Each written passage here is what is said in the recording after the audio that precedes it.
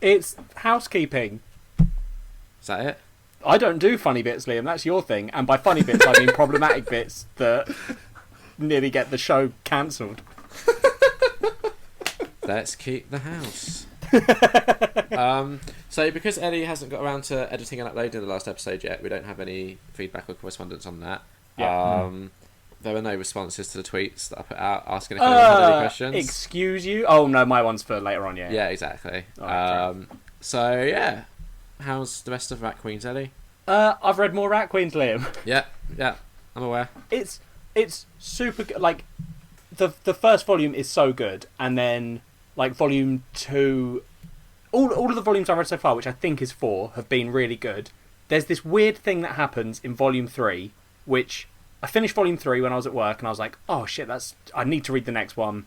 Like, got it on Kindle, opened it, and I was like, this doesn't connect at all to what I've just read. This is totally different. Like, same characters, but nothing to do with what just happened. So I ended up Googling it, and I hadn't heard this until I Googled it, but the artist from the first 3 volumes, I think, was put in jail because it turned out he was this super abusive dude, which, like, super fucked with the guy that wrote the whole graphic novel.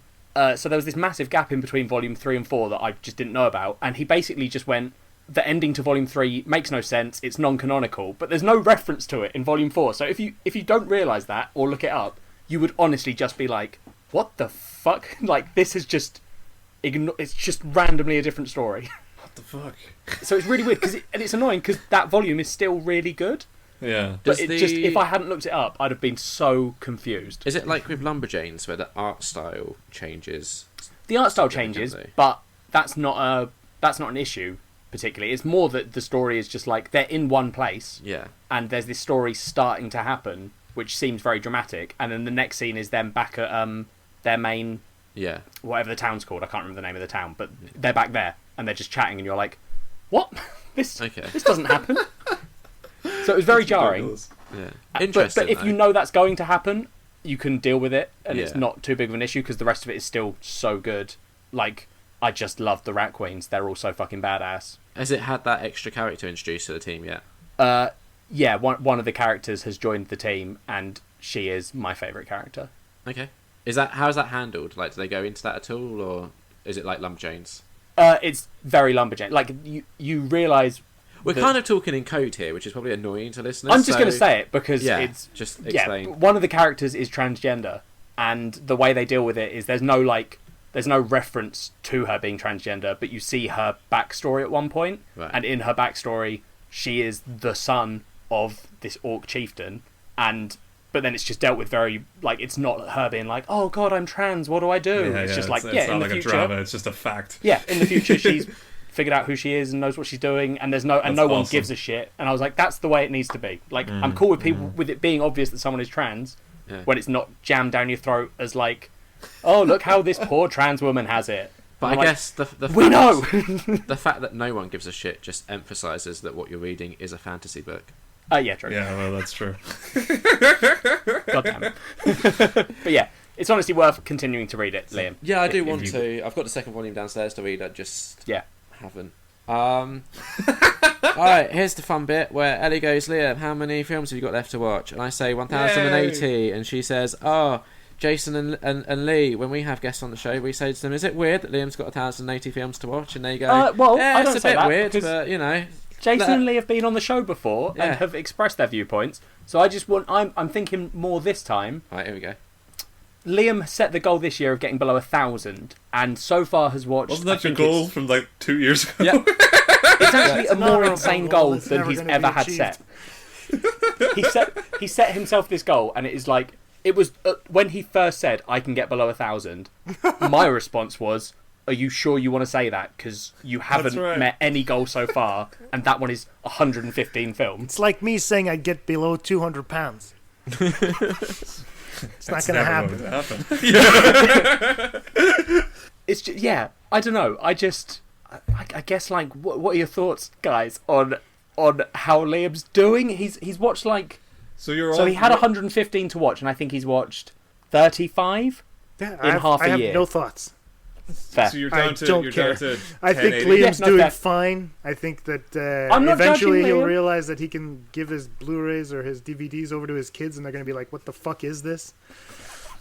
Maybe you should you should apply my rules of the 1001 books thing to this. You know, like you watch like a quarter of it, you realize this is shit. Don't give him more And you shit just- to buy.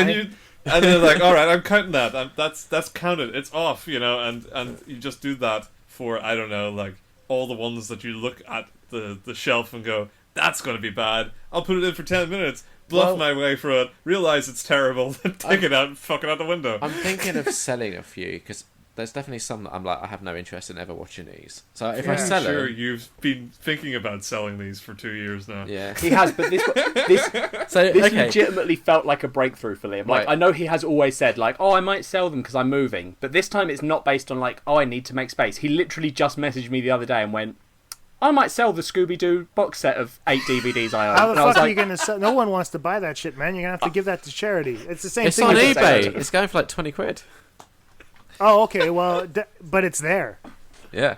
If it was selling, it wouldn't be there. Well, maybe 20 quid's too rich. If I good undercut logic. and go for like 15, you never All know. right, cool. Yeah. Yeah. So, okay, so here's the thing. So far this year, I've watched 70 films in total. That's ridiculous. I mean, that's good work. Yeah, it's good work. So- I've watched like 7. Yeah, so I've got Yeah, I'm 80 somewhere in that left to go. It feels achievable. Yeah, I think so. Yeah. This Yeah. could be the year. This could be the So year. I've basically stopped buying half films over. this year. Yeah, I've entirely stopped buying them. Pretty much. Like I'll get one or two here or there, but I won't do any more of these like 5 for 30s or these stupid box sets that have like 50 Disney films in. And I think as long as I can keep that up for the rest of the year, I'm going to smash this goal. That's it. We never talk about it again. That's that era of the podcast well and truly over. Then we can start dealing with the fact that I've now got about 150 books to read. I legitimately, Liam, I think you have actually done a good job this year with the not buying stuff. Like, that was always your downfall. Yeah. And not even downfall, because, like, fuck the competition. It was just always annoying that I was like, Liam, you're spending so much fucking money on shit you don't need. Yeah. And then you've hardly had this realisation this year where you're like, I Books are don't have to cheaper. buy a 5 for 20 from HMV. No. I was like, yeah, man. No, it's 100% We know. accurate. I agree. That's one of the big things that I had to go through too. I'm still struggling with it. You know, just like, okay, do I really need this shit? You know what I mean? Yeah. Having Yeah. One of the having opened some of my action figures now, I realize I don't need to buy that many. It's really that great because every time I keep them closed, they put out a new figure. I want to put it in my collection. Now I'm actually getting the ones I want to open. And so Yeah. Yeah. I'm really selective. I'm not just grabbing any crap off the shelves anymore. So, but And at the same that's- time, what's your objective though? This is a question we've never really addressed. What's your objective in watching all those fucking things? Because I realized that I had none, and then I was like, well, if I'm doing this for nothing, why would I do it? And with 150 Yeah. books, I mean, I understand what Lee's doing because he's a word head. He likes the stuff. And I get it. And at the clearly same, you're not a word head. I'm not a word head. But it's because I think bookworm sounds dirty. Word head is alright. Yeah, no. It's more accurate though. Yeah. Ah, fuck off. Hey, how's that for word heading? Yeah, But that's way too accurate. but that's it. I mean, I it didn't make me feel better. Yeah. So Well, that's I- the thing. that's Like, objective. I've tried now with the films that I'm buying to be selective and buy the ones that I'm like, I know I really want to see this. Like, when it comes here, I will have it watched within a week, sort of thing.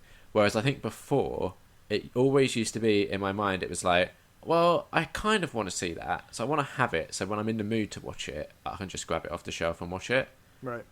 But as I've realised, like, there'll be nights so I'm like, what do I want to watch? And it will spend me like a solid 20 minutes to just be like, what am I in the mood for? And looking through my shelf. And I'm like, I shouldn't have so many films that I'm so rarely in the mood to watch. Yeah. And that's the issue, is that I've got this huge collection of things that I'm like, oh, I might be in the mood for that one day.